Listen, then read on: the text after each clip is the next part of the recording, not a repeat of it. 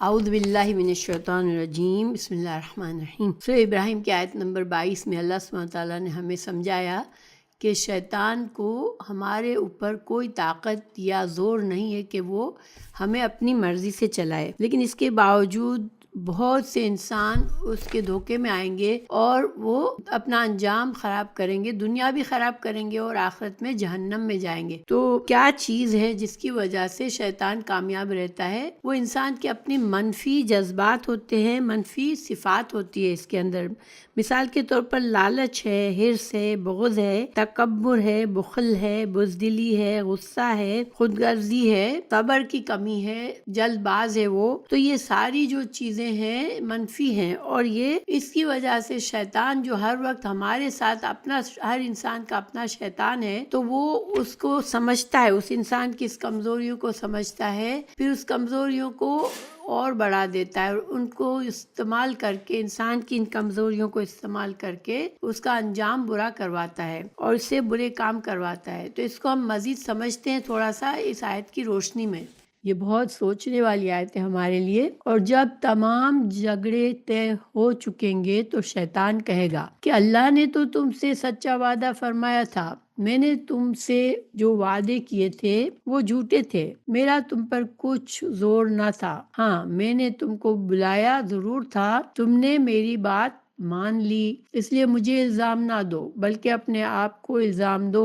آج نہ میں تمہارا فریاد رس ہوں اور نہ تم میرے فریاد رس ہو۔ دیکھیے شیطان ہم کو وسوسے ڈالتا ہے، شیطان تو مسلسل ہم اسے دیکھ نہیں پاتے، لیکن وہ کئی طریقوں سے ہم کو نیکی سے ہٹاتا ہے، اللہ کی فرما برداری سے ہٹاتا ہے۔ لیکن اگر ہم یہ کہیں کہ اس کا قصور ہے کہ وہ ہمیں ہٹاتا ہے، تو اس سے کام نہیں بنے گا۔ کیوں نہیں بنے گا؟ کیونکہ اللہ نے ہمارے اندر یہ طاقت دی ہے کہ ہم شیطان کو بھگا سکتے ہیں، ٹھیک ہے؟ ہمیں شیطان زبردستی کچھ نہیں کروا سکتا۔ شیطان کو یہ طاقت نہیں ہے کہ وہ ہم سے زبردستی کچھ کام کروائے، وہ بس ہمیں وسوسے ڈالتا ہے۔ باقی جو کام ہم کرتے ہیں وہ ہم اپنی طرف سے کرتے ہیں، اس کی باتوں میں آ جاتے ہیں، اپنی خواہش نفس میں آ جاتے ہیں اور ہم غلط کام کرتے ہیں۔ قال الشیطان لما قضی الامر، فیصلے کے بعد جب جنتی جنت میں داخل ہو جائیں گے اور جہنمی جہنم میں، اور ہر طرف سے شیطان پر ملامت کی بوچھاڑ ہوگی، تو شیطان اس کے جواب میں کہے گا کہ اللہ تعالیٰ نے تو تم سے جو وعدہ کیا تھا وہ حق تھا، کیونکہ وہ ان تمام چیزوں کا مالک تھا جس کا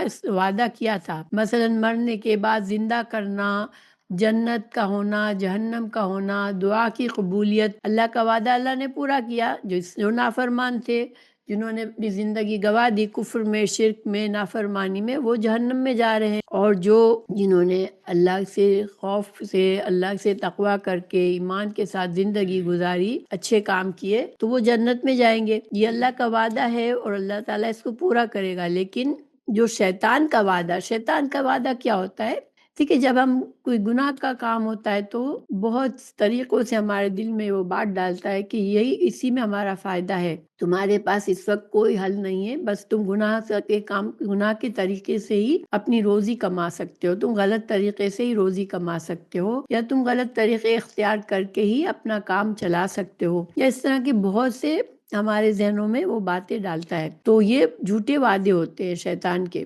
جیسے داتا کو پکارا، فلاں درگاہ پہ چلے جاؤ تو یہ ہو جائے گا، تمہارا کام نہیں بن رہا ہے تو دستگیر کو پکارو تو وہ تمہارا کام بنا دیں گے، تمہاری بگڑی بنا دیں گے۔ اس طرح کی جو آرزویں ہیں، انسان کو جو جلدی چاہتا ہے، غلط طریقوں سے کرتا ہے، تو یہ سارے کیا ہے؟ یہ جھوٹے وعدے ہیں، کیونکہ ان میں سے کوئی چیز کا مالک ہی وہ نہ تھا۔ اللہ تعالیٰ نے تو قرآن میں بتا دیا، سورہ نساء آیت نمبر 120 میں، کہ شیطان تمہیں وعدے دیتا ہے اور تمہیں انہیں آرزویں دلاتا ہے، اور شیطان انہیں دھوکے کے سوا کچھ وعدہ نہیں دیتا۔ پھر وما کان علی علیکم من سلطان، تو شیطان نے اور کیا کہا؟ میرا تو تم پر کوئی زور تھا ہی نہیں۔ یعنی شیطان کیا کہے گا؟ جو لوگ شیطان کو ملامت کریں گے ان سے کہے گا مجھے کوئی زور تھوڑی تھا، مجھے تم پر کوئی طاقت تھوڑی تھی کہ میں تمہیں زبردستی کچھ کرواتا۔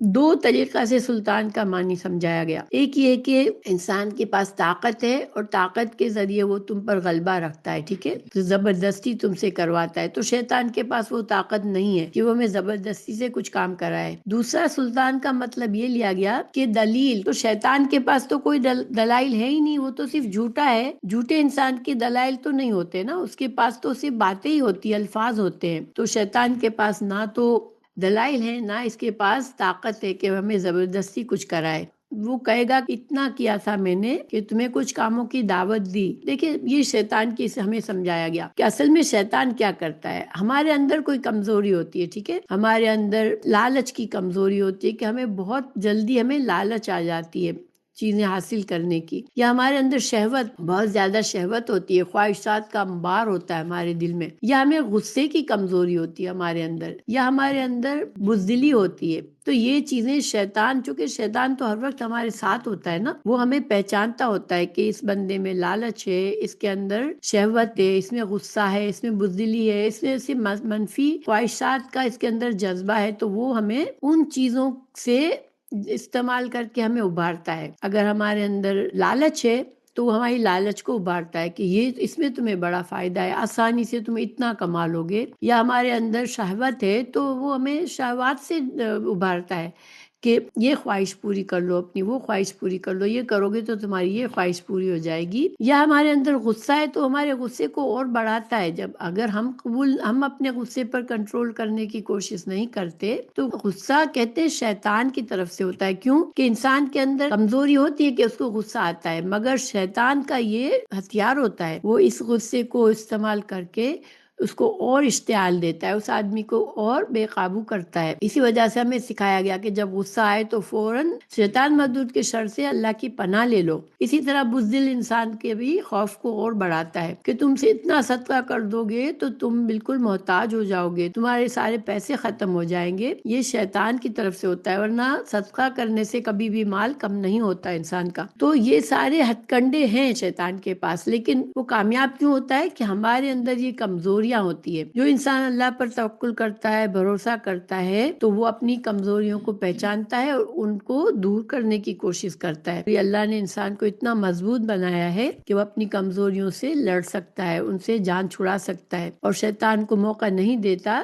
کہ وہ ان کی کمزوریوں کو استعمال کر کے ہم سے گناہ کروائے. بلا شبہ شیطان کا زور مومنوں پر نہیں چلتا جن کا اللہ پر بھروسہ ہوتا ہے. اس کا زور تو انہی پر چلتا ہے جو اسے دوست سمجھتے ہیں اور جو اللہ کے ساتھ شرک کرتے ہیں. گویا مومن کو یہاں کیا سمجھایا گیا کہ تم اللہ پر توکل رکھو، جلدی سے گھبرا نہ جاؤ، جلدی سے بے بس نہ خود کو سمجھو، اپنی نفس کی کمزوریوں کو سمجھو اور ان کو اپنے سے اندر سے دور کرنے کے لیے اللہ سے دعا بھی مانگو اور اللہ سے مدد مانگتے ہوئے خود بھی کوشش کرو اور اللہ پر بھروسہ کرو کہ اللہ ضرور مجھے ان برائیوں سے بچائے گا.